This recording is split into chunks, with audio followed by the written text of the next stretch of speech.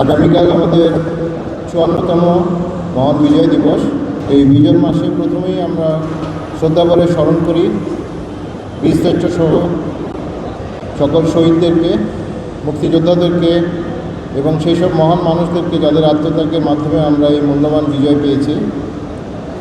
তাদের সাহস, তাদের ভালোবাসা, তাদের আত্মত্যাগ আমাদের গর্ব, আমাদের শক্তি।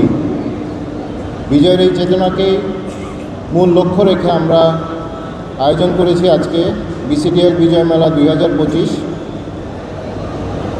আমাদের এই মেলা বা আজকের অনুষ্ঠান একটা অনুষ্ঠান না, এটা আমাদের একটি আন্তরিক প্রচেষ্টা। টানা তৃতীয়বার অর্জন করেছে দেশের সেরা সুপার ব্র্যান্ড স্বীকৃতি। আমরা যদি ইতিহাসের দিকে লক্ষ্য করি তাহলে দেখব যে পরস্পরের প্রতি বৈষম্য, অসম্মান থেকে স্বাধীনতার বীজ বপন হয়। সেই জন্য আমাদের মহান বিজয় ও স্বাধীনতা থেকে আমাদের সবচেয়ে বড় শিক্ষা পারস্পরিক শ্রদ্ধাবোধ, সম্মানবোধ বজায় রাখা। এর উপর ভিত্তি করেই বসুন্ধরা সিটি শপিং মলে একটি নিরাপদ, পরিচ্ছন্ন, পরিবার বান্ধব পরিবেশ গড়ে তোলা আমাদের যৌথ দায়িত্ব, যাতে করে এই মলে আসা সকল বয়সের, সকল পেশার মানুষেরা স্বাচ্ছন্দ্যে কেনাকাটা, সংস্কৃতি ও বিনোদন উপভোগ করতে পারে।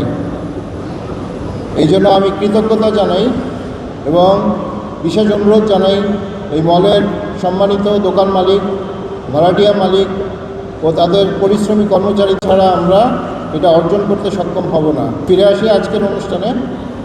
আজকের আয়োজনে থাকছে আমাদের অনেক এক্সাইটিং ইভেন্টস, যেগুলো এখনই রিভিল না করি, let it be a surprise.